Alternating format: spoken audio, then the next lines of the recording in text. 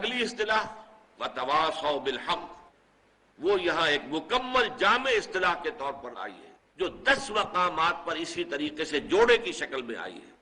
امر بالمعروف نہی عن المنکر، نیکی کا حکم دینا، بدی سے روکنا۔ جو نیکی ہے، بھلائی ہے، حق ہے، اس کا پرچار کرو، اسے پھیلاؤ، لوگوں کو اس کی تشویق دلاؤ، ترغیب دو، اور جو بدی ہے، برائی ہے، اس سے روکو، مشورے کے درجے میں بھی روکو، نصیحت کے درجے میں بھی روکو، اور طاقت ہو تو ہاتھ سے روکو۔ تم میں سے جو شخص بھی کسی بدی کو دیکھے، اس کا فرض ہے کہ اسے طاقت کے ساتھ روکے، ہاتھ سے روکے، اور اگر اس کی طاقت نہ رکھتا ہو تو زبان سے روکے، کہے تو صحیح کہ خدا کے بندو باز آ جاؤ اس کام سے، یہ غلط ہے، یہ حرام ہے۔ اور اگر اس کی بھی استطاعت نہ ہو تو کم سے کم یہ کہ دل میں اس کا برا جاننا، صدمے کا ہونا، انسان اندر کوفت محسوس کرے، اندر ہی اندر کم سے کم وہ پیچ و تاب کھائے، یہ کیا ہو رہا ہے، کیوں ہو رہا ہے، اور اس پر اسے تعسف ہو، رنج ہو، افسوس ہو کہ میں کچھ کر نہیں پا رہا، میں اس کے خلاف آواز بھی نہیں اٹھا پا رہا، کجا یہ کہ اس کو ہاتھ سے روکوں۔ یعنی اگر یہ بھی نہیں ہے تو پھر ایمان ہے ہی نہیں، یہ تو گویا کہ پھر آخری درجے میں گویا کہ ایمان کے فقدان کی علامت ہے۔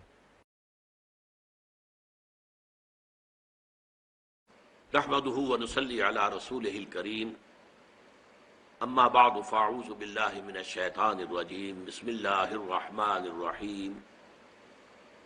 وَلَقَدْ آتَيْنَا لُقْمَانَ الْحِكْمَةَ أَنِ اشْكُرْ لِلَّهِ وَمَنْ يَشْكُرْ فَإِنَّمَا يَشْكُرُ لِنَفْسِهِ وَمَنْ كَفَرَ فَإِنَّ اللَّهَ غَنِيٌّ حَمِيدٌ۔ وَإِذْ قَالَ لُقْمَانُ لِابْنِهِ وَهُوَ يَعِظُهُ يَا بُنَيَّ لَا تُشْرِكْ بِاللَّهِ إِنَّ الشِّرْكَ لَظُلْمٌ عَظِيمٌ۔ وَوَصَّيْنَا الْإِنسَانَ بِوَالِدَيْهِ حَمَلَتْهُ أُمُّهُ وَهْنًا عَلَى وَهْنٍ وَفِصَالُهُ فِي عَامَيْنِ أَنِ اشْكُرْ لِي وَلِوَالِدَيْكَ إِلَيَّ الْمَصِيرُ۔ وَإِنْ جَاهَدَاكَ عَلَىٰ أَن تُشْرِكَ بِي مَا لَيْسَ لَكَ بِهِ عِلْمٌ فَلَا تُطِعْهُمَا وَصَاحِبْهُمَا فِي الدُّنْيَا مَعْرُوفًا وَاتَّبِعْ سَبِيلَ مَنْ أَنَابَ إِلَيَّ ثُمَّ إِلَيَّ مَرْجِعُكُمْ فَأُنَبِّئُكُم بِمَا كُنتُمْ تَعْمَلُونَ۔ رَبِّ اشْرَحْ لِي صَدْرِي وَيَسِّرْ لِي أَمْرِي وَاحْلُلْ عُقْدَةً مِّن لِّسَانِي يَفْقَهُوا قَوْلِي۔ سورہ لقمان کے اس دوسرے رکوع کے بارے میں، جن پر کہ ہمارے اس منتخب نصاب کا تیسرا درس مشتمل ہے، کچھ ابتدائی تمہیدی باتیں بیان ہو چکی ہیں۔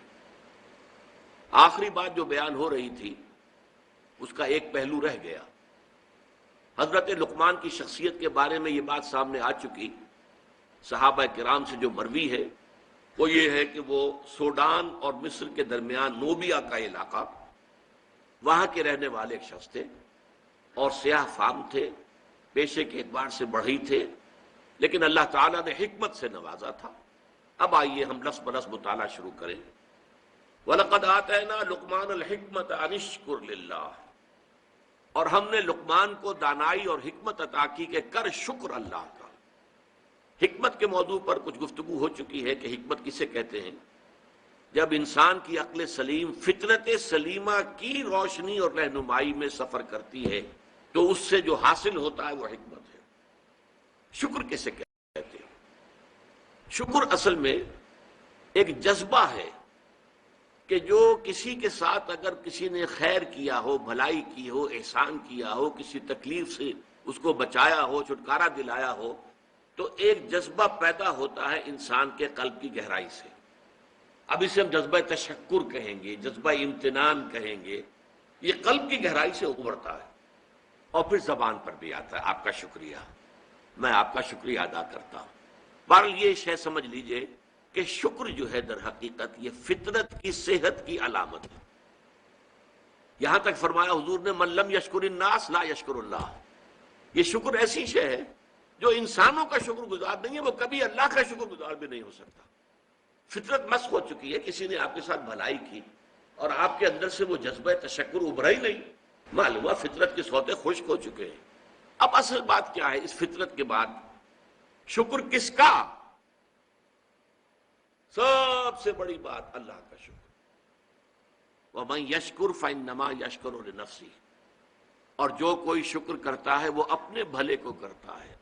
اللہ کا کوئی کام نہیں بنتا اس سے، اللہ کی کوئی ضرورت پوری نہیں ہوتی، وہ ضرورت سے مبرہ ہے، منزہ ہے، اعلیٰ ہے، عرفہ ہے، اس کی کوئی ضرورت نہیں، احتیاج ہے ہی نہیں، وہ محتاج نہیں ہے، وہ تو غنی ہے۔ تو اس لیے فرمایا من یشکر فانما یشکر لنفسی، لنفسی سے مراد کیا ہے؟ اگر آپ کے اندر جذبہ شکر ہے تو اس کا بھلا تمہیں کو پہنچے گا، تمہاری شخصیت کی تعمیر ہوگی، تمہاری خودی جو ہے وہ پختہ ہوگی، مضبوط ہوگی، تمہاری اپنی سیرت و کردار جو ہے اس کی نشو و نما ہوگی۔ ومن یشکر فانما یشکر لنفسی ومن کفر، اور جو کفر کرے فإن اللہ غنی حمید، تو اللہ تو غنی ہے اور حمید۔ کفر کے بھی لفظی معنی پہچان لیجئے، کفر کے لفظی معنی دبا دینا، چھپا دینا، اسی سے کفارہ بنا ہے۔ کفارہ، آپ سے گناہ ہو گیا ہے تو گناہ کا کفارہ ہے، تاکہ گناہ جو ہے دب جائے، چھپ جائے، ختم ہو جائے، محو ہو جائے، گناہ کا اثر آپ کے نامہ اعمال میں باقی نہ رہے، کفارہ۔ تو فطرت انسانی کے اندر سے ابھرنے والا جذبہ تشکر آپ نے دبا دیا، تو یہ کفر ہے، کفران نعمت۔ قرآن مجید میں لفظ کفر یا شکر کے مقابلے میں آتا ہے، جیسے یہاں آیا ومن یشکر فانما یشکر لنفسی، جو کوئی شکر کرتا ہے وہ اپنے بھلے کے لیے کرتا ہے، ومن کفر فان اللہ غنی حمید، اور جو کفر کرے گا، کفران نعمت کرے گا، تو اللہ تعالیٰ تو غنی اور حمید ہے۔ یا پھر کفر ایمان کے مقابلے میں آئے گا، کفر اسلام کے مقابلے میں آئے گا۔ دل میں ابو جہل بھی مانتا تھا کہ محمد حق پر ہے، لیکن اس حقیقت کو، دل کی اس صداقت، دل کی گواہی کو دبا رہا ہے، چھپا رہا ہے، دبا رہا ہے اپنے تعصب کی وجہ سے۔ اور سب سے بڑھ کر آپ کو معلوم ہے علماء یہود کے بارے میں تو قرآن کہتا ہے یعرفونہ کما یعرفون ابناءہم، ایسے پہچانتے ہیں محمد کو صلی اللہ علیہ وسلم جیسے اپنے بیٹوں کو پہچانتے ہیں۔ تو یہ اندر ان کے ایمان موجود تھا، اندر جو ہے گواہی دل دے رہا تھا کہ محمد برحق ہے، یہی ہے وہ آخری رسول اور آخری نبی جن کی پیشن گوئی کی تھی موسیٰ نے بھی اور عیسیٰ نے بھی علیہ الصلوۃ والسلام، لیکن اپنے قلب و ذہن کی ان گواہیوں کو چھپایا انہوں نے۔ ومن اظلم ممن کتم شہادۃ عنده من اللہ، ان سے بڑھ کر ظالم کون ہوگا جنہوں نے ایک گواہی جو ان کے پاس اللہ کی طرف سے تھی اسے چھپا لیا ہے۔ تو اسلام بمقابلہ اسلام، کفر بمقابلہ ایمان، نفاق جو ہے وہ کفر ہے، نفاق بھی کفر ہے، اسلام کے مقابلے میں کافر، غیر مسلم کافر ہے، اور شکر کے مقابلے میں کفران نعمت، وہ بھی لفظ کفر سے بنا ہے۔ اسی میں آیا ہے لئن شکرتم لازیدنکم ولئن کفرتم ان عذابی لشدید، اگر تم شکر کرو گے تو ہم اور دیں گے، اور بڑھا کر دیں گے، لیکن اگر تم نے کفران نعمت کی روش اختیار کی تو پھر ہمارا عذاب بھی بہت سخت ہے۔ ومن کفر فإن اللہ غنی حمید، غنی جس کی کوئی احتیاج نہ ہو، بے نیاز، غنی عن العالمین، تمام جہانوں سے بے نیاز۔ حمید فعیل کے وزن پر، اور یہ حامد اور محمود دونوں سے ہو سکتا ہے۔ فعیل جو ہے صفت مشبہ، وہ اس میں فاعل اور اس میں مفعول دونوں سے ہو سکتی ہے۔ یہاں مفعول سے، محمود سے حمید بنا ہے۔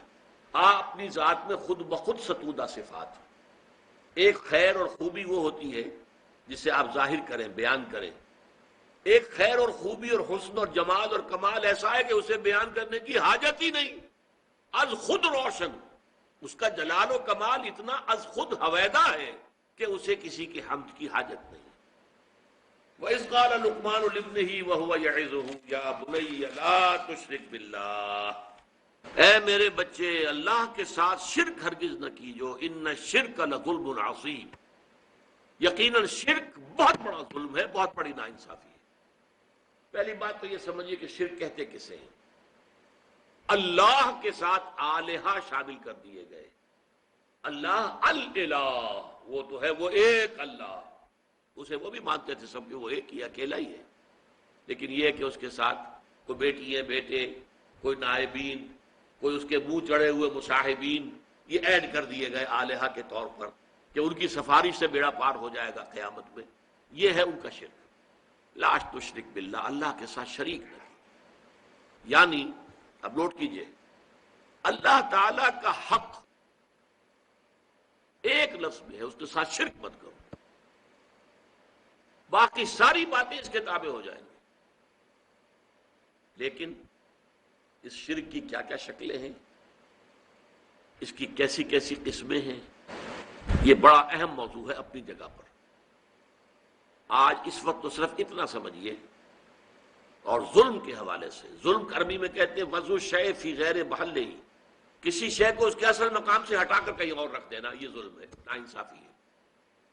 شرک میں کیا ہوتا ہے؟ دو طرفہ ظلم ہوتا ہے، یا خالق اور مخلوق۔ اللہ خالق ہے، باقی کل کائنات مخلوق ہے، انبیاء، اولیاء، ملائکہ، جنات، سب مخلوق ہے۔ یا تو مخلوق میں سے کسی کو اٹھایا اور خالق کے ساتھ بٹھا دیا، یا خالق کو گرایا اور کسی اعتبار سے مخلوق میں سے کسی کے مشابہ کر دیا۔ یہ دونوں شکلیں ہیں شرک کی، اور دونوں بدترین ناانصافی ہے۔ خالق کو گرا کر مخلوق کے صف میں لے آنا، یا مخلوق میں سے کسی کو اٹھا کر خالق کے ہم پلہ بنا دینا، ضد، ند، مثال، مثیل اگر اس کے برابر کر دیا جائے، لا ضد لہ ولا ند لہ ولا مثل لہ ولا مثال لہ ولا مثیل لہ، قل هو اللہ احد اللہ الصمد لم یلد ولم یولد ولم یکن لہ کفوا احد۔ اس ہستی کے ساتھ کسی درجے میں مخلوق میں سے کسی کو کسی پہلو سے، ہمہ جہت نہیں، کسی پہلو سے بھی ہم پلہ بنا دینا اللہ کا، یہ شرک ہوگا۔ یا اللہ کو گرا کر اس کے مقام رفیع سے کسی اعتبار سے، کسی خاص پہلو سے مخلوق کی کسی صفت، مخلوق کے کسی مقام اور مرتبے کے میں لا کے شامل کر دینا، یہ ہے دونوں کے جو ظلم کی انتہائی صورتیں ہیں۔ تو فرمایا یا بنی لا تشرک باللہ ان الشرک لظلم عظیم۔ مشفق متعطف متعطف۔ ہمارا جو دوسرا سبق تھا آیا بر، حضور نے ایک حدیث میں اس کو کوٹ کیا تھا۔ میں نے آپ کو بتایا تھا کہ اس میں وَآتَ الْمَالَ عَلَىٰ حُبِّهِ ذَوِي الْقُرْبَىٰ وَالْيَتَامَىٰ وَالْمَسَاكِينَ وَابْنَ السَّبِيلِ وَالسَّائِلِينَ وَفِي الرِّقَابِ۔ اس کے بعد پھر مستقل آیا وَآتَ الزَّكَاةَ، زکوٰۃ علیحدہ ہے، وہ علیحدہ ہے، اور حضور نے دلیل دی اِنَّ فِي الْمَالِ لَحَقًّا سِوَى الزَّكَاةِ۔ لوگوں یہ نہ سمجھنا کہ مال میں بس زکوٰۃ دے دی تو سارا حق جو ہے ادا ہو گیا، نہیں، زکوٰۃ کے سوا بھی ہے۔ اور یہاں یہ آیت پڑھی وَآتَ الْمَالَ عَلَىٰ حُبِّهِ ذَوِي الْقُرْبَىٰ وَالْيَتَامَىٰ وَالْمَسَاكِينَ وَابْنَ السَّبِيلِ وَالسَّائِلِينَ وَفِي الرِّقَابِ وَأَقَامَ الصَّلَاةَ وَآتَى الزَّكَاةَ۔ آتا زکوٰۃ تو علیحدہ ہے۔ اسی طرح اس آیت کو بھی حضور نے کوٹ کیا۔ سورہ انعام میں ایک آیت نازل ہوئی اَيُّ الْفَرِيقَيْنِ أَحَقُّ بِالْأَمْنِ إِن كُنتُمْ تَعْلَمُونَ۔ لوگوں سوچو، مشرک اور موحد، ایک خدا کو ماننے والے اور ایک خدا کے ساتھ چھوٹے خداؤں کو ماننے والے، ان دونوں میں سے امن کا زیادہ مستحق کون ہے؟ پھر خود ہی جواب دیا اَيُّ الْفَرِيقَيْنِ أَحَقُّ بِالْأَمْنِ إِن كُنتُمْ تَعْلَمُونَ الَّذِينَ آمَنُوا وَلَمْ يَلْبِسُوا إِيمَانَهُم بِظُلْمٍ أُولَٰئِكَ لَهُمُ الْأَمْنُ وَهُمْ مُهْتَدُونَ۔ وہ لوگ کہ جو ایمان لائے اور انہوں نے اپنے ایمان میں کسی ظلم کی آمیزش شامل نہیں ہونے دی، وہ ہیں جن کے لیے امن ہے، اور وہی ہوں گے ہدایت یافتہ۔ صحابہ گھبرا گئے، حضور ایسا کون شخص ہوگا کہ جو کوئی ظلم نہ کرے سرے سے؟ تو معلوم ہوا کہ کوئی بھی اس معیار پر، اس پیمانے پر تو پورا نہیں اتر سکے گا۔ الذین آمنوا ولم یلبسوا ایمانہم بظلم، حضور نے فرمایا نہیں، یہاں ظلم سے مراد شرک ہے۔ اور پھر یہ آیت پڑھی وَإِذْ قَالَ لُقْمَانُ لِابْنِهِ وَهُوَ يَعِظُهُ يَا بُنَيَّ لَا تُشْرِكْ بِاللَّهِ إِنَّ الشِّرْكَ لَظُلْمٌ عَظِيمٌ۔ تو سورہ انعام کی ان آیات میں ظلم سے مراد شرک، اللہ کا حق بس ایک کافی ہے، اگر آپ مشرک نہیں ہیں تو اللہ کا حق ادا ہو گیا۔ چنانچہ آپ دیکھیں گے قرآن میں حضرت ابراہیم کا جہاں ذکر آتا ہے وَمَا كَانَ مِنَ الْمُشْرِكِينَ، گویا کہ آخری سند، آخری سرٹیفکیٹ، آخری ٹیسٹیمونیل جو دی گئی کیا ہے؟ وہ مشرک نہیں تھے، ہر نوع کے شرک سے پاک اور مبرہ اور منزہ وہ ذات تھی حضرت ابراہیم علیہ السلام۔ اس لیے وہ امام الناس بنائے گئے، ابو الانبیاء بنائے گئے، خلیل اللہ بنائے گئے، واتخذ اللہ ابراہیم خلیلا۔ لیکن اب اگلا جو حق ہے، اللہ کے بعد مخلوقات میں سب سے بڑا حق والدین کا ہے، اس لیے کہ اصل کریٹر وہ ہے، اصل سسٹینر وہ ہے، لیکن ذریعہ تخلیق والدین بنے ہیں۔ والدین کے نطفے ہی سے تو والدہ کے رحم کے اندر آپ کی زندگی کا، آپ کے وجود کا آغاز ہوا ہے، تو ان کا حق جو ہے تمام تمام انسانوں میں فائق، جملہ مخلوقات میں فائق تر حق ہے والدین کا۔ وَوَصَّيْنَا الْإِنسَانَ بِوَالِدَيْهِ، اور ہم نے والدین کے بارے میں انسان کو وصیت کی۔ یہ وصیت در حقیقت فطرت انسانی کے اندر موجود ہے۔ والدین کے ساتھ یہ حسن سلوک فطرت انسانی کے اندر موجود ہے۔ وہ شکر کا جذبہ جو ہے، میں نے تو آپ سے عرض کیا، سب سے پہلے تو والدین ہی سے منسلک ہوتا ہے۔ والدین ہی اس کے پروٹیکٹر ہیں۔ بچے کو کہیں کسی طرف سے خوف ہوتا ہے، بھاگتا ہے دوڑ کر ماں کی چھاتی سے چپٹ جاتا ہے، گود میں داخل ہو گیا، وہ سمجھتا ہے کہ میں تو قلعے کے اندر آ گیا۔ چاہے یہ کہ کوئی درندہ صفت کچھ ہے، وہ اس بچے کو کھینچتا ہے ماں کی گود میں سے اٹھا کر اور اچھالتا ہے اور کسی نیزے کے اندر پرو دیتا ہے، یہ دوسری بات ہے۔ لیکن بچہ اپنی ماں کی گود میں پہنچ کر یہ سمجھتا ہے کہ میں تو قلعے کے اندر آ گیا ہوں، محفوظ ہو گیا ہوں۔ لہذا اس کا جذبہ تشکر پورا والدین کی ذات کے ساتھ، اس کو برقرار رہنا چاہیے، یہ جذبہ تشکر۔ اور اس میں خاص طور پر یہی وجہ ہے، قرآن مجید میں آپ دیکھیں گے کہ یہ 4-5 مقامات ایسے ہیں، سورہ بقرہ میں بھی ہے، سورہ نساء میں بھی ہے، سورہ انعام میں ہے، سورہ بنی اسرائیل میں ہے، کہ والدین کا حق اللہ کے حق کے فوراً بعد وَقَضَىٰ رَبُّكَ أَلَّا تَعْبُدُوا إِلَّا إِيَّاهُ وَبِالْوَالِدَيْنِ إِحْسَانًا، اور تیرے رب نے فیصلہ کر دیا ہے کہ تم نہیں بندگی کرو گے، پرستش کرو گے کسی کی سوائے اللہ کے، اور والدین کے ساتھ نیک سلوک، یعنی اللہ کے ذکر کے فوراً ساتھ جڑا ہوا۔ جیسے یہاں ہے انشکر لی ولوالدیک، شکر کرو میرا۔ دیکھیے اللہ کو اپنا حق جتانے میں کوئی حیا نہیں ہے، کوئی شرم نہیں ہے۔ اللہ نے اپنا حق، کرو میرا شکر۔ انشکر لی، کریٹر میں ہوں، تمہاری ماں کے دل میں ممتا میں نے ڈالی ہے، تمہارے باپ کی شفقت جو ہے وہ جو اس کے دل میں تھی تمہارے لیے، وہ میں نے پیدا کی تھی، تو اصل کریٹر اور سسٹینر تو میں ہوں، میرا شکر۔ اور یہاں پہلے اپنے شکر کا ذکر کیا، حالانکہ یہاں ذکر ہو رہا ہے والدین کا۔ وَوَصَّيْنَا الْإِنسَانَ بِوَالِدَيْهِ، کہ ہم نے وصیت کی انسان کو والدین کے بارے میں، لیکن اس کا اختتام جو ہو رہا ہے انشکر لی، شکر کرو میرا، وَلِوَالِدَيْكَ، اور اپنے والدین کا، اِلَيَّ الْمَصِيرُ، بالآخر تو میری ہی طرف لوٹ کر آ جانا ہے، تم بھی آ جاؤ گے، تمہارے والدین بھی آ جائیں گے۔ لیکن یہاں نوٹ کیجئے، والدین میں سے والدہ کے حق کو فائق قرار دیا گیا۔ حملتہ امہ وہنا علی وہن، اسے اٹھائے رکھا اس کی ماں نے کمزوری پر کمزوری جھیل کر۔ حملتہ امہ وہنا علی وہن وفصالہ فی عامین، اور پھر دودھ کا چھڑانا ہوا 2 سال۔ اسی لیے حدیث میں آتا ہے کہ ایک صحابی نے حضور سے پوچھا کہ حضور میرے حسن سلوک کا اولین مستحق کون ہے؟ آپ نے فرمایا تمہاری والدہ۔ انہوں نے پھر پوچھا ان کے بعد کون؟ پھر فرمایا تمہاری والدہ۔ پھر پوچھا ان کے بعد کون؟ پھر فرمایا تمہاری والدہ۔ چوتھی مرتبہ پوچھا پھر کون؟ تو فرمایا تمہارے والد۔ یعنی والد کے حقوق والدہ کے حقوق سے تہائی ہیں، یا یوں کہیے کہ والدہ کے حقوق والد کے حقوق سے 3 گنا ہیں۔ اور یہ بات اس لیے کہ واقعتاً جو مشقت ماں جھیلتی ہے باپ کی نہیں ہوتی۔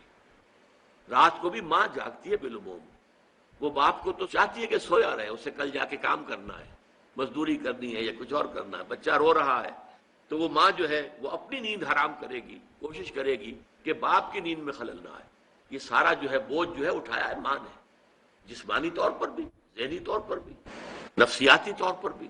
سب سے زیادہ جو عمل دخل ہے انسان کی پرورش میں وہ تو والدہ کا ہے، لہذا والدہ کے حقوق جو ہے، اور اس میں ذرا ایک توازن ہے، قانونی اعتبار سے اولاد والد کی ہے، اگر سپریشن ہو جائے گی والد کو جائے گی، بہرحال تو والدہ کے حقوق جو ہیں قانونی حق والد کا فائق ہے، لیکن اخلاقی حق والدہ کا بہت درجے فائق۔ الجنت تحت اقدام الامہات، جنت جو ہے وہ تو ماؤں کے پاؤں تلے ہے، یہی باپ کے پاؤں تلے نہیں کہا ہے۔ تو یہ بیلنس ہے، دنیاوی نظام چلانے کے لیے باپ کا معاملہ، وہ ہیڈ آف دی فیملی ہے، الرجال قوامون علی النساء، لیکن یہ ہے کہ جہاں تک اخلاق کا، حسن سلوک کا، ادب کا، لحاظ کا تعلق ہے، ماں کا حق 3 گنا فائق ہے۔ انشکر لی ولوالدیک الی المصیر۔ اب ایک سوال پیدا ہوتا ہے، ایک حق اللہ کا ہے کہ اس کے ساتھ شرک نہ کیا جائے، ایک حق والدین کا ہے کہ ان کے ساتھ ادب ہو، حسن سلوک ہو۔ اگر یہ 2 حق ٹکرا جائیں تو کیا کریں گے؟ کیا اگر والدین مجبور کریں شرک کرو اور یہ مسئلہ بڑا پریکٹیکل مسئلہ تھا، یہ تھیوریٹیکل مسئلہ نہیں ہے۔ حضور پر جو نوجوان ایمان لے آئے تھے، والدین ان کے مشرک، اب والدین دباؤ ڈال رہے، تم اپنے آباء و اجداد کے دین کو چھوڑ کر کہاں چلے گئے ہو؟ گمراہ ہو گئے ہو، تم واپس آؤ۔ بعض کا معاملہ آتا ہے کہ ماں اکیلی تھی، باپ فوت ہو چکا تھا اور ماں نے ہی پالا پوسا تھا سعد ابن ابی وقاص کو، اور ماں نے پھر مرن برت رکھ لیا، نہ کچھ کھاؤں گی نہ پیوں گی، اپنے آپ کو ہلاک کر لوں گی جب تک سعد اپنے باپ کے دین میں واپس نہیں آتا۔ یہ کیا کیا سعد نے؟ اپنے باپ کا دین چھوڑ بیٹھا۔ تو ایک بہت بڑا اشکال، بہت بڑا مسئلہ، بہت بڑا پرابلم لوگوں کے لیے پیدا ہو۔ کیا کریں؟ فطرت یہ کہتی ہے ماں ہے، ماں نے پالا پوسا ہے، کتنا احسان مجھ پر ہے اور اس کا حق مجھ پر کتنا ہے۔ دوسری طرف یہ کہ حق تو یہ ہے کہ اللہ کے ساتھ شرک نہیں کرنا۔ اب ٹکراؤ ہو گیا تو اس مسئلے کا عملی حل بتا دیا۔ وَإِن جَاهَدَاكَ عَلَىٰ أَن تُشْرِكَ بِي مَا لَيْسَ لَكَ بِهِ عِلْمٌ فَلَا تُطِعْهُمَا كُلًّا۔ اللہ کا حق فائق ہے والدین کے حق پر، لہذا والدین اگر اللہ کے حق پر دست اندازی کر رہے ہیں، اگر وہاں جو ہے چھاپا مار رہے ہیں، وہاں نقب لگا رہے ہیں، تو ان کی اطاعت نہیں کی جائے گی۔ فلا تطعهما، ان دونوں کی اطاعت مت کرو۔ کھلی کھلی بات، یہاں نو منسنگ آف دی ورڈز جس کو ہم کہتے ہیں، کچھ نہیں، صاف حکم، فلا تطعهما۔ لیکن اس کا یہ مطلب بھی نہیں کہ والدین کے جملہ حقوق ساقط ہو گئے، نہیں نہیں، ان کے اس حکم کو تو نہیں ماننا۔ وَصَاحِبْهُمَا فِي الدُّنْيَا مَعْرُوفًا، دنیا میں ان کے ساتھ بھلے طریقے سے رہو، ان پر خرچ کرو، ان کی مدد کرو، ان کی خدمت کرو، ان کی دلجوئی کرو، یہ سب کچھ کرو۔ شرک، چاہے وہ مشرک ہے، کافر ہے، لیکن ماں باپ ہے تمہارے، ماں باپ ہونے کا رشتہ رہے گا قائم، وہ ختم نہیں ہوگا۔ یہ ہے اصل میں ایک ریئلسٹک انداز، یہ نہیں کہ بس وہ ہے تو دفع کرو ان کو، جائیں وہ مرے کھپے جان جائیں، تمہارے اوپر کوئی حق نہیں رہا، نہیں، تم پر ان کے حقوق قائم ہیں۔ صاحبہما فی الدنیا معروفا، جو بھلا انداز ہے، جس کو سب کہیں کہ ہاں یہ اچھا انداز ہے، جو انسان کا جو کلیکٹیو کانشنس ہے وہ اس کو تسلیم کرے کہ ہاں یہ اچھا انداز ہے، والدین کے ساتھ وہ انداز تمہیں لازماً اختیار کرنا ہے۔ وَاتَّبِعْ سَبِيلَ مَنْ أَنَابَ إِلَيَّ، اب یہ بہت اہم مسئلہ بیان کر دیا، پیروی کرو اس شخص کے راستے کی جس نے کہ اپنا رخ میری طرف کر لیا ہے۔ والدین کی پیروی لازم نہیں ہے، ہو سکتا ہے والدین گمراہ ہوں، والدین مشرک ہوں، تو والدین کی پیروی نہیں، والدین جہالت کی رسمیں لے کر چلے آ رہے ہیں تو والدین کی پیروی نہیں ہوگی۔ وَاتَّبِعْ سَبِيلَ مَنْ أَنَابَ إِلَيَّ، پیروی کرو اس کے راستے کی جس نے اپنا رخ میری جانب کر لیا ہے۔ والدین کا ادب، والدین کے ساتھ حسن سلوک، یہ اپنی جگہ ہے، لیکن ایک تو اگر وہ شرک کا حکم دے تو وہ نہیں ماننا، دوسرے اتباع ان کا نہیں ہے، پیروی ان کی نہیں ہے۔ ہاں کیا کہنے ہیں، اگر والدین خود جو ہے اللہ کے مسلم اور مومن بندے ہوں تو کیا کہنے ہیں، نور علی نور، ان کی پیروی کیجیے، یہ تو نور علی نور ہے۔ لیکن اگر والدین غلط راستے پر چلے ہیں، وہ گمراہی کے راستے پر چلتے رہے ہیں، ان کے بڑے آباء و اجداد نے کوئی غلط رسمیں اور ریتیں شروع کر دی تھی اور وہ ان کی پابندی کر رہے ہیں، تو ان کی پیروی کرنا تم پر لازم نہیں ہے، پیروی کرو اس کی۔ وَاتَّبِعْ سَبِيلَ مَنْ أَنَابَ إِلَيَّ، جس نے میری طرف اپنا رخ کر لیا ہے۔ ثُمَّ إِلَيَّ مَرْجِعُكُمْ، پھر میری ہی طرف تم سب کو لوٹ کر آنا ہے۔ فَأُنَبِّئُكُم بِمَا كُنتُمْ تَعْمَلُونَ، پھر میں تمہیں جتلا دوں گا ایک ایک کر کے کہ تم کیا کرتے رہے ہو۔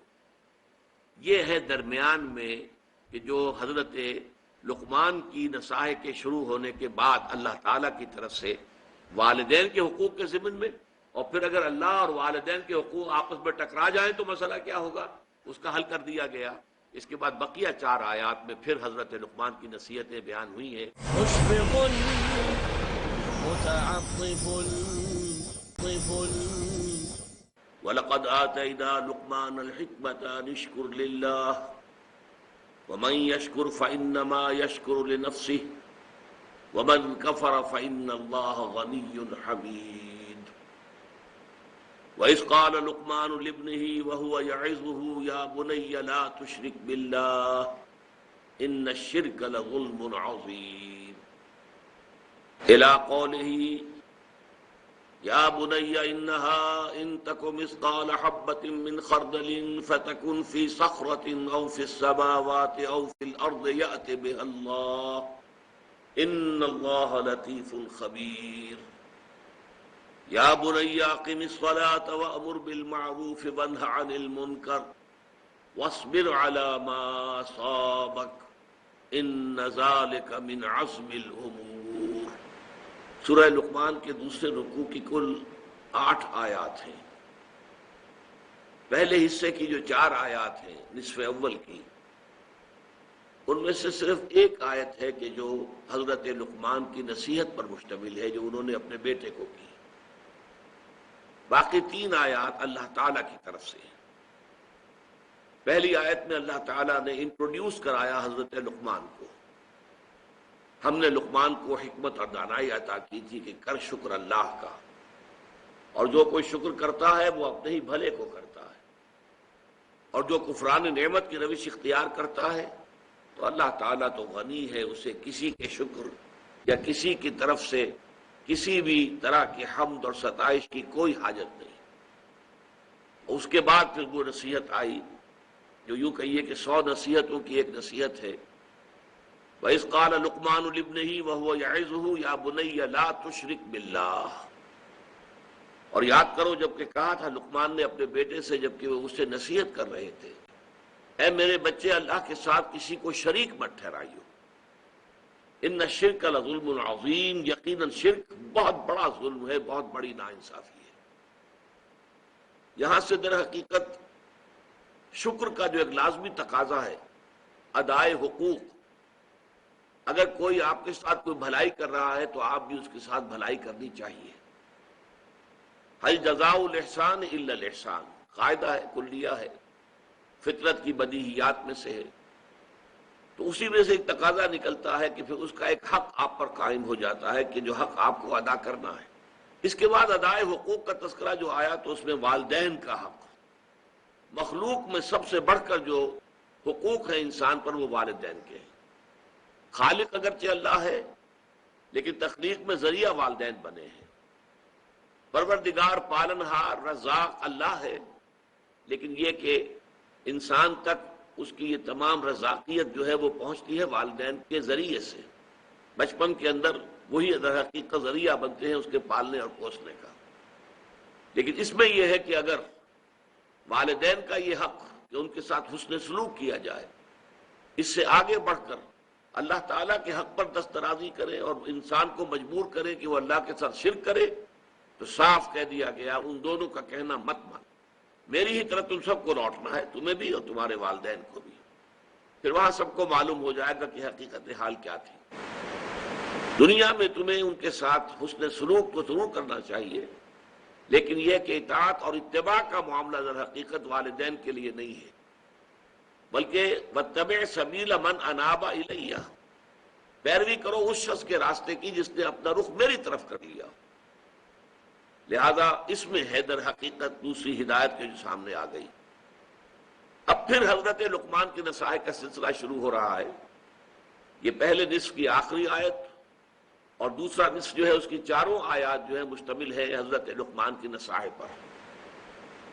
یا بنی انہا ان تکو مثقال حبۃ من خردل فتکن فی صخرۃ او فی السماوات او فی الارض یأت بہا اللہ ان اللہ لطیف خبیر۔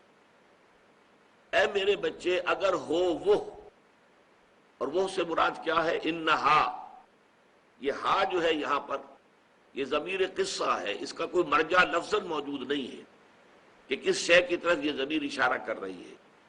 یہ گویا کہ خود ایک امپلائڈ ہے، معہود ہے، یعنی نیکی یا بدی، انسانی عمل اگر ہو وہ ایک رائی کے دانے کے ہم وزن، انہا ان تکو مثقال حبۃ من خردل۔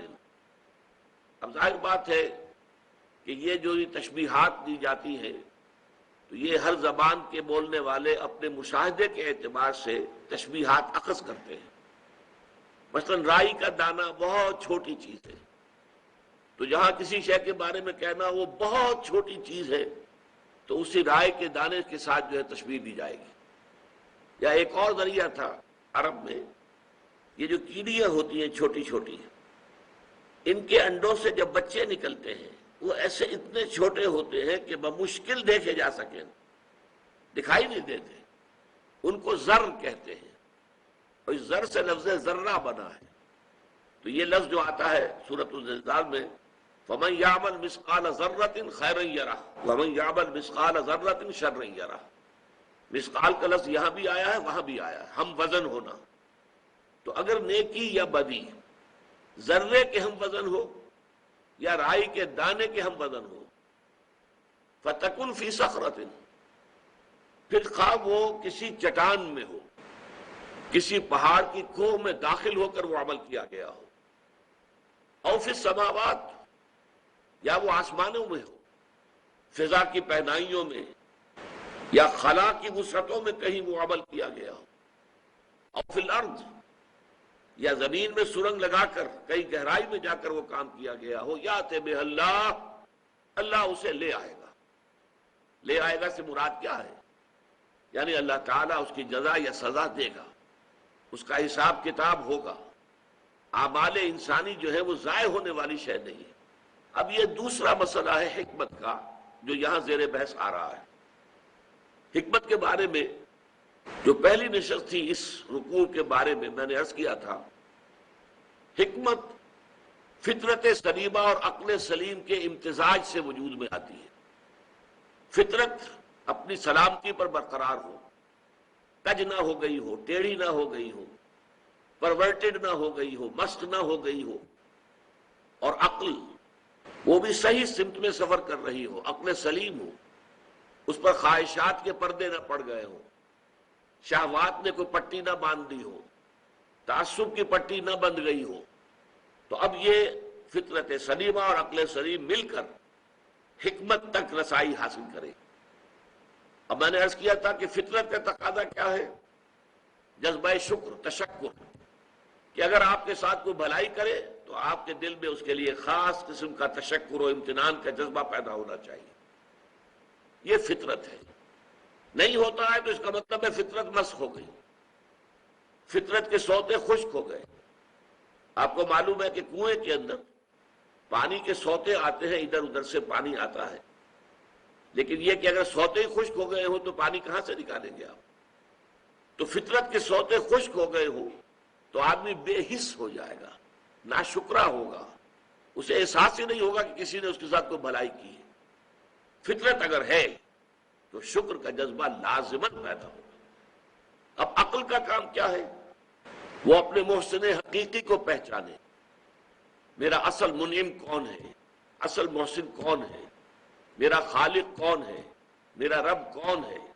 جیسے میں عرض کر چکا ہوں کہ انسان کے ذہن کا ارتقاء ہوتا ہے، اس کے شعور کا دائرہ وسیع ہوتا ہے۔ ابتدا میں وہ سمجھتا ہے میرے والدین ہی سب کچھ ہے، وہی پالتے پوستے ہیں، وہی میری تکلیف پر خود تڑپ اٹھتے ہیں، وہی میری ہر ضرورت پوری کرنے کے لیے ہر وقت تیار ہوتے ہیں، وہی مجھے ہر خطرے سے بچانے کے لیے ہر وقت جو ہے آمادہ ہوتے ہیں۔ لہذا وہ جذبہ تشکر صرف ان کی ذات تک جو ہے وہ مرکوز ہوتا ہے۔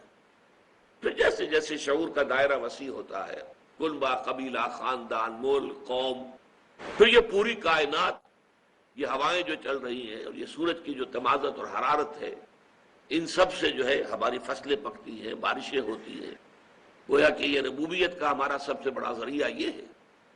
یہی وجہ ہے کہ آپ کو معلوم ہے کہ پوری دنیا میں مشرکانہ نظام جہاں بھی رہے ہیں، سورج کو ایک بہت بڑے دیوتا کی صورت حاصل رہی ہے، اس کو حیثیت حاصل رہی ہے، سورج دیوتا۔ لیکن معلوم ہو گیا کہ ہماری تو ساری جو وجود ہے اس زمین میں بسنے والوں کا، اس کی ساری جو تقاضے ہیں وہ سورج کے ذریعے سے پورے ہوتے ہیں۔ اس کے بعد جیسا کہ میں نے عرض کیا تھا، ایک ابراہیمی چھلانگ اور ہے، وہ ابراہیمی چھلانگ جو سورہ انعام میں آئی ہے، انی وجہت وجہی للذی فطر السماوات والارض حنیفا وما انا من المشرکین۔ یہ ساری کائنات بھی جکڑی ہوئی ہے کسی ہستی کے قانون میں۔ وہ قانون کس نے بنایا ہے؟ وہ کوئی ایک ہستی ہے، بس میں نے اپنا رخ اس کی طرف کر لیا ہے۔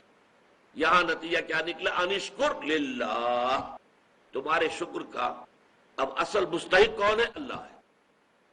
اب آگے چلیے، ایک دوسری شے جو فطرت کے اندر مضمر ہے وہ یہ ہے کہ نیکی نیکی ہے، بدی بدی ہے۔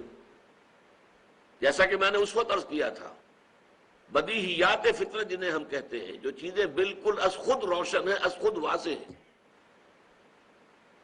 آفتاب آمد دلیل آفتاب، سورج طلوع ہو گیا، اپنے وجود پر وہ خود دلیل ہے۔ اگر کوئی انکار کرے نہیں سورج نہیں، ثابت کرو کہ سورج ہے، وہ ثابت کرنے میں شکوک پیدا ہو جائیں گے، اس کے اندر یقین پیدا نہیں ہو سکتا، وہ تو خود بخود ظاہر ہے کہ سورج موجود ہے۔ اسی طریقے سے جو بدیہیات فطرت ہیں، کہ جو بالکل سیلف ایویڈنٹ چیزیں ہیں، ان کو ثبوت جو ہے درکار نہیں ہوتا۔ مشفق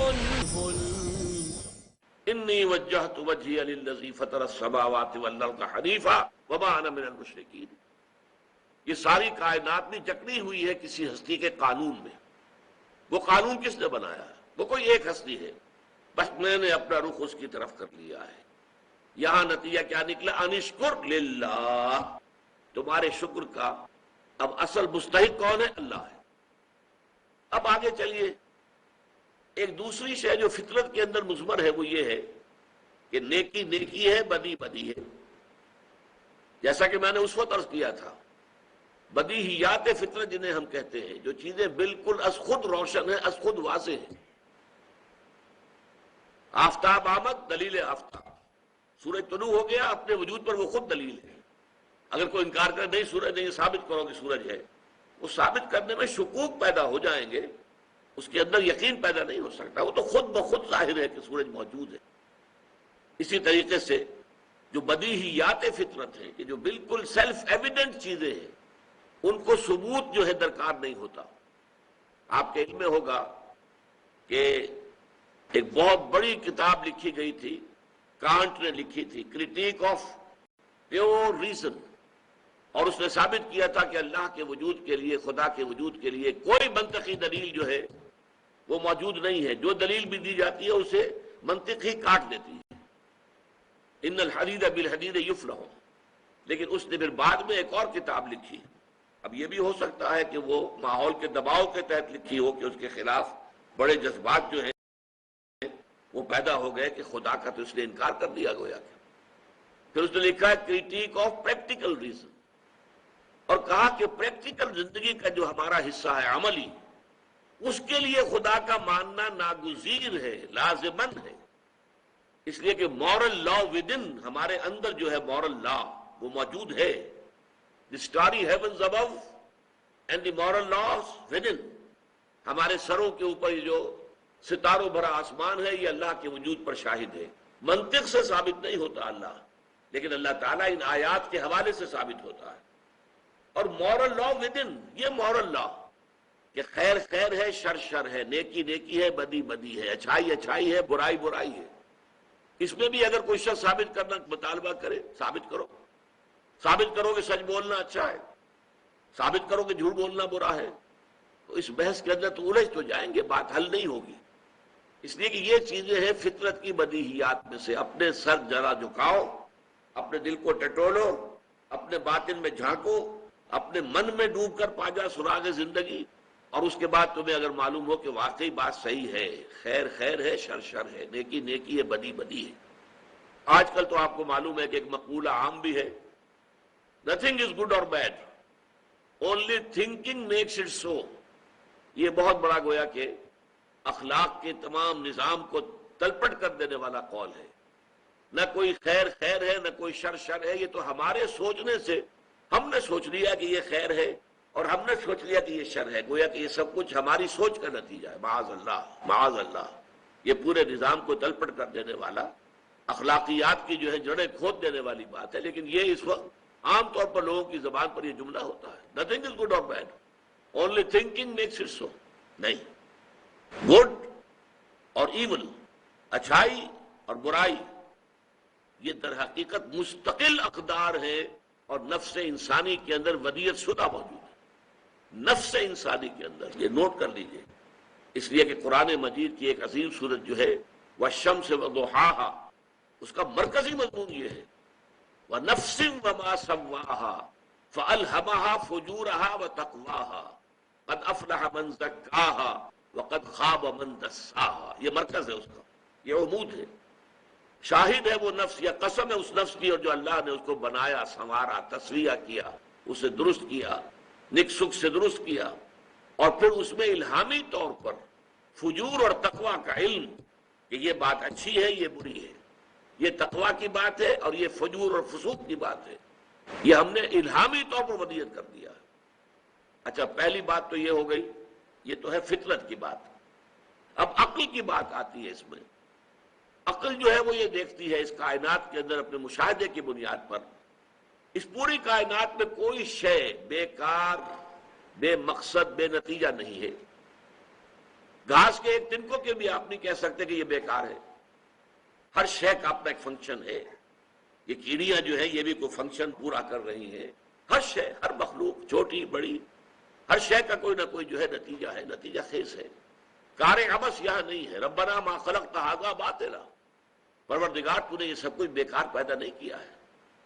افحسبتم انما خلقناکم عبثا وانکم الینا لا ترجعون، کیا تم نے سمجھا کہ ہم نے تمہیں عبث پیدا کیا، بیکار پیدا کیا؟ نہیں.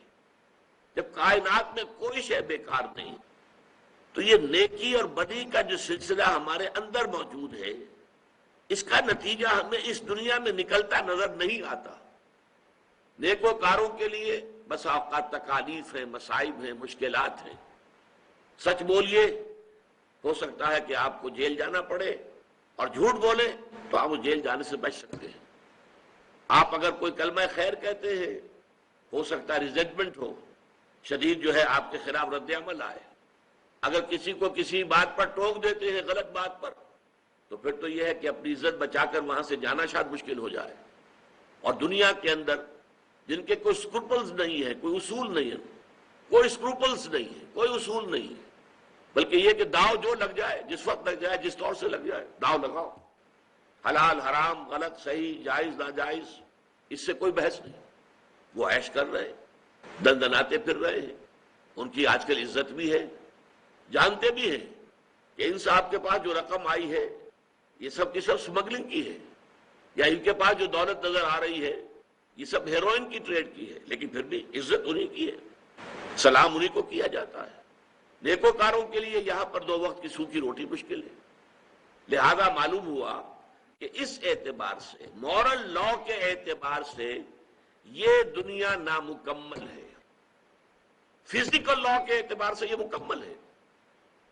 آپ سنکھیا کھائیں گے مر جائیں گے، لیکن آپ کسی یتیم کا مال ہڑپ کر جائیں گے کچھ بھی نہیں ہوگا. معلوم ہوا مورل لا یہاں افیکٹو نہیں ہے، نتیجہ خیز نہیں ہے، اس کے نتائج نہیں نکل رہے. حالانکہ عقل کا تقاضا یہ ہے کہ گندم از گندم بے رویت، جو سے جو، گندم سے گندم پیدا ہونی چاہیے، جو سے جو پیدا ہونی چاہیے. یہ کیسے ہو گیا کہ بھلوں کے لیے تکالیف اور مصائب، مصیبتیں، اور جو کسی بھی اخلاقی اصول کے پابند نہیں، ان کے لیے عیش آرام، ان کے لیے دنیا میں عزت، وقار، سربلندی. یہ کیوں ہے؟ یہ کیسے ہے ایسا؟ واقعہ یہی ہے. لہذا کوئی اور دنیا ہونی چاہیے جس میں اس مورل لا کے تقاضے پورے ہوں. یہ ہے وہ سارا فطرت اور منطق کا اور عقل کا ارتباط جس سے معاد کا تصور ابھرتا ہے. یہ دنیا جو ہے فزیکل لاز کے اعتبار سے مکمل ہے، نتیجہ خیز ہے. فزیکل لاز، آپ انگارہ رکھیے اپنی زبان پر، زبان جل جائے گی. آپ نے جھوٹ بولا، جھوٹی قسم کھائی، زبان پہ چھالا تک نہیں نکلے گا. پھر وہی بات میں دہرا رہا ہوں، فزیکل لاز کے اعتبار سے دنیا مکمل، اس کے نتائج ظاہر ہو جاتے ہیں. لیکن مورل لاز کے اعتبار سے نامکمل. لہذا کوئی اور عالم ایسا ہونا چاہیے کہ وہ اللہ کہ جو عادل ہے، قائمم بالقسط ہے، جو انصاف کرنے والا ہے، وہ در حقیقت پھر ہر ایک کو جو اس کا حق ہے، حق بحقدار رسید والا معاملہ کرے. نیکوکاروں کو وہاں پر بدلہ ملے، ان کے لیے خلعتیں ہیں اور ان کو جنتوں کے اندر رکھا جائے. لیکن یہاں پر آپ دیکھیں گے، نوٹ کیجئے، چونکہ میں نے یہ بیان کیا تھا کہ حضرت لقمان نہ نبی تھے نہ نبی کے پیروکار تھے. لہذا یہاں پر معاد کا جو بنیادی فلسفہ ہے وہ تو آ گیا ہے، لیکن معاد کے ضمن میں بعث بعد الموت، حشر و نشر، حساب اعمال، پل صراط، جنت اور دوزخ، اس کا کوئی ذکر نہیں ہے. اس لیے کہ یہ چیزیں وہ ہیں جو نبوت کے ذریعے معلوم ہوتی ہیں. یہ صرف عقل سے معلوم نہیں ہو سکتی. فطرت اور عقل دونوں کے امتزاج سے جو حکمت وجود میں آتی ہے وہ ادھر تو اشارے کر دیتی ہے کہ نہیں، انسانی اعمال ضائع ہونے والی شے نہیں ہے، لازماً نتیجہ نکلنا چاہیے، لازماً نکلنا چاہیے، لازماً نکلنا چاہیے، اور کوئی عمل کا کتنا ہی چھوٹے سے چھوٹا ہو ضائع نہیں ہوگا۔ یا بنیا انہا ان تکو مثقال حبۃ من خردل، اے میرے بچے، خواہ نیکی اور بدی وہ ہو ایک رائی کے دانے کے ہم وزن، فتکن فی صخرۃ او فی السماوات او فی الارض، پھر وہ کسی چٹان کے اندر وہ عمل کیا گیا ہو، یا کہیں آسمانوں میں، کہیں فضاؤں میں، خلا کی پہنائیوں میں اور وسعتوں میں کیا گیا ہو، اور یا یہ کہ زمین کے پیٹ میں گھس کر کیا گیا ہو، اللہ اسے لے آئے گا۔ ان اللہ لطیف الخبیر، یقیناً اللہ لطیف ہے، نہایت باریک بین ہے، اس کی نگاہ سے کوئی شے چھپی ہوئی نہیں ہے، وہ باخبر ہے، ہر شے کا جاننے والا ہے۔ یہ ہے حکمت لقمانی کا دوسرا اہم حصہ۔